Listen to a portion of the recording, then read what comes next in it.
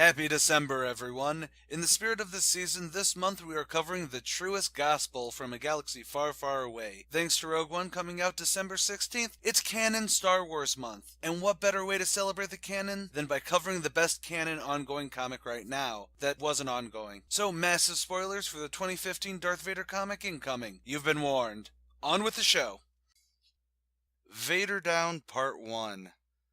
On his way to Vrogas Vas, by himself in his TIE fighter, Darth Vader and Dr. Aphra are basically just catching up readers on what's been going on in the Darth Vader book. Like Commander Carbon hunting Luke down, but hey, new readers do need to be caught up, since this is a crossover, so I can't complain. Vader eventually hops out of hyperspace into 3 full squadron of rebel starfighters. Aphra tries telling him to get out of there, but they jam his communications. But like hell, if Vader is going to run, he engages the enemy. And boy does he kick some serious ass on this one, decimating Blue, Yellow, and parts of Red Squadron, though obviously not all of them. Red 5 knows that TIE fighter is Darth Vader, so Luke Skywalker, seeing no other option, stays full on course and rams his X-Wing into Vader's TIE fighter. They both plummet to the planet below.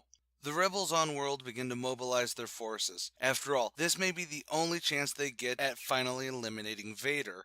Elsewhere, with the main rebel forces, Leia, Han, and the gang all mount up to go to Vrogas Vas too. Dr. Aphra knows that she has to go after Vader to help him out, but is totally worried. Until Trip Zero and BT both bring up the fact that they'd very much like to slaughter a ton of people. So Aphra says screw it and blasts off as fast as she can to Vrogas Vas.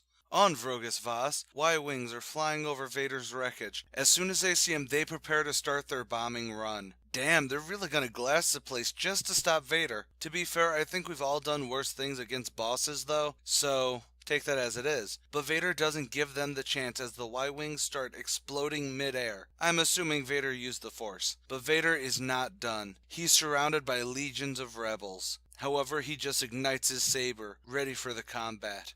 Sweet Christmas, I'm sold! What can I say about this? There's not a truly large analysis I can do on this issue because the plot is fairly straightforward. But at the same time, this is hardcore Vader being the badass that we all think of when we think of Darth Vader, without the airs of the prequels lingering or trying to get into him as a character that comes with the Kieran Gillen books. The reason this is, at least in my opinion, is because Jason Aaron, the writer for this and the Star Wars ongoing during this time, has the outsider look on Vader. He's been writing Vader in a veritable boogeyman role, with every time he appears in the Star Wars comic, he gets so close to actually killing the series protagonist, and has a huge body count under his belt because of it. Now, while the Darth Vader comics never shied away from Vader ganking some fools, whether directly or indirectly, that humanized him. We see him getting pissed, we see him take a moment to reminisce about his kiss with Padme on Geonosis. So while Gillen had a hand in the story plotting, even when Vader and Aphra are just talking to catch up Star Wars readers on what's going on in the Vader book, he switches to I'm a boss mode instantly to fight the squadrons.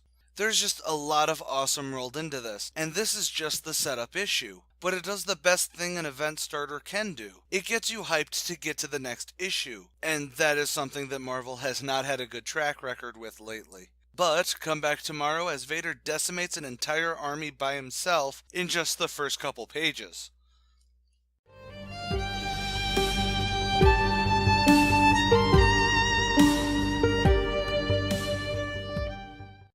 Thanks for watching. If you like this video, like, share, and subscribe. As always, if you agree or disagree with me, or just want to add your own comments, theories, or criticisms, leave a comment below. Don't forget to check out my other channels, ComicSins and The Archivist, links on screen.